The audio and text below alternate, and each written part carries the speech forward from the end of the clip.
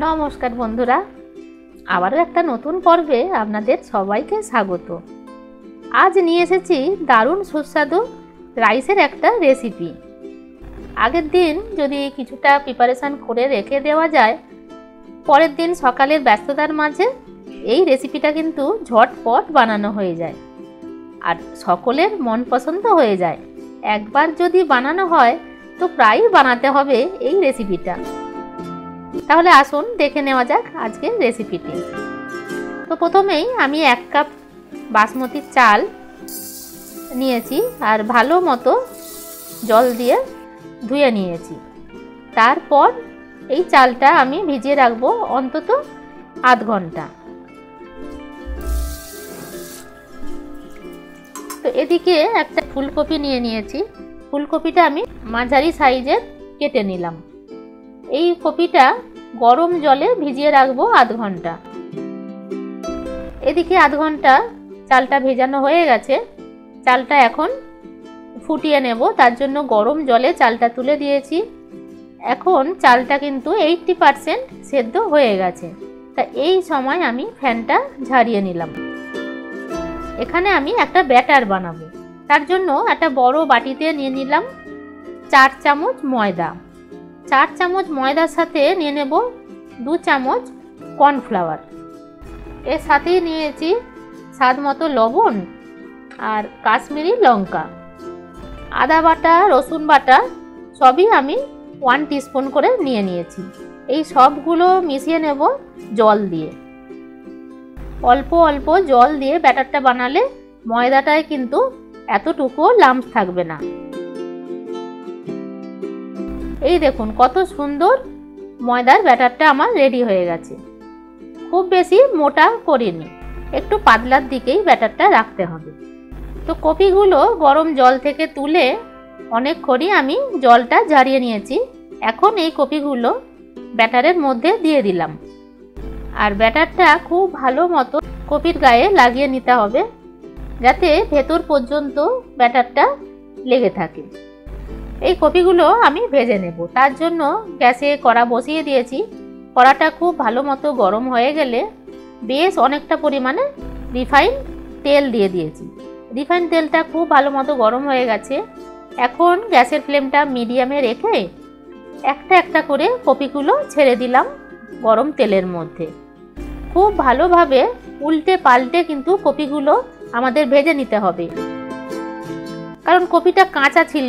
এই তেলে ভাজতে ভাজতেই কিন্তু কপিটা সেদ্ধ হয়ে যাবে। এই রকম কালার চলে এলে কপিগুলো আমি তেল থেকে ছেঁকে তুলে নিচ্ছি। দেখে বোঝাই যাচ্ছে কত সুন্দর মুচমুচে কপি ভাজা হয়েছে।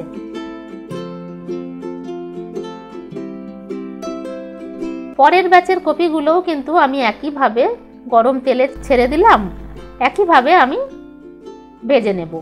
তো এই দিকে কপিটা ভাজা হতে থাক, অন্য গ্যাসে আমি একটা অন্য কড়া বসিয়ে দিয়েছি আর তাতেও 2 চামচ রিফাইন তেল দিয়ে দিলাম রসুন কুচি। 5-6টা রসুন আমি খুব মিহি করে কুচি করে নিয়েছি। সেই রসুনটা দিয়ে এখন দিয়ে দেব আদা কুচি। আদা আর রসুনটা প্রায় 1 মিনিট নাড়াচাড়া করে নিয়ে দিয়ে দেব পেঁয়াজ। একটা ছোট সাইজেরই পেঁয়াজ আমি কুচি করে নিয়েছি। পেঁয়াজটা বেশ লাল লাল করে ভেজে নেওয়ার পর দিয়ে দেব কাঁচা লঙ্কা। এখানে আমি 3টে কাঁচা লঙ্কা কুচি করে নিয়েছি। আপনারা আপনাদের স্বাদ অনুযায়ী ঝালটা কাঁচা লঙ্কাটা অ্যাড করবেন। কাঁচা লঙ্কা পেঁয়াজটা ভেজে নেবার পর কিছু সবজি আমি এখানে অ্যাড করব। যেমন নিয়েছি গাজর, ক্যাপসিকাম আর বিনস। সবজিগুলো খুব ভালো মতো ভেজে নিতে হবে। এখন গ্যাসের ফ্লেমটা কিন্তু হাই ফ্লেমে রেখেই এই সবজিগুলো ভেজে নিচ্ছি। সবজিগুলো অল্প ভাজা হয়ে গেছে। এখন দিয়ে দেব সয়া সস 2 চামচ আর চিলি সস 1 চামচ। এই দুটো সস দিয়ে বেশ ভালো মতো নাড়াচাড়া করে নেব আর এর সাথে দিয়ে দেব লবণ। লবণটা বন্ধুরা একটু বুঝে সুঝে দিতে হবে, কারণ সয়া সসে কিন্তু যথেষ্ট পরিমাণে লবণ থাকে, তাই এখানে লবণটা বুঝে সুঝে দিতে হবে। দিয়ে দিলাম 2 চামচ জল, 1 টিস্পুন চিনিও আমি দিয়েছি। এই রেসিপিটা কিন্তু খুব মিষ্টি হবে না, যেমন অন্যান্য পোলাও করতে গেলে আমরা একটু মিষ্টি ভাবটা বেশি রাখি, রাইসের এই প্রিপারেশনটায় কিন্তু মিষ্টি হবে না, তবুও অল্প করে আমি একটু চিনি দিলাম। সব কিছু ভালো মতো মিশিয়ে নেওয়ার পর দিয়ে দিলাম ফুলকপির পকোড়াগুলো। আর এই ফুলকপি পকোড়াগুলো এই সসের সাথে ভালোভাবে মিশিয়ে নিতে হবে, যাতে পকোড়ার মধ্যে সসগুলো বেশ ভালো মতো কোট হয়ে যায়। তো এখন ভালোভাবে মেশানো হয়ে গেছে, দিয়ে দিলাম রাইসটা ফ্যান ঝরানোর পরে আমি কিন্তু পাখার তলায় রেখেছিলাম। খুব ভালো হয় যদি আগের দিনের বেঁচে যাওয়া ভাত থাকে, সেই ভাত দিয়ে এই রেসিপিটা করলে কিন্তু আরও ভালো হয়। তো যাই হোক, এখন রাইসটা মিশিয়ে নিচ্ছি, তার সাথেই দিয়ে দিয়েছিলাম 1 টিস্পুন মরিচ গুঁড়ো। ব্যাস, এই মশলাতেই কিন্তু দারুণ সুস্বাদু একটা রাইসের প্রিপারেশন তৈরি হয়ে যাবে। এখন জাস্ট মিশিয়ে নিলেই রেডি হয়ে যাবে এই রাইসের এই রেসিপিটা। আর নামানোর আগে ধনেপাতা কুচি ছড়িয়ে নামিয়ে নেব। আমাদের এই নতুন ধরনের রাইসের পদটা রেডি হয়ে গেল সার্ভ করার জন্য।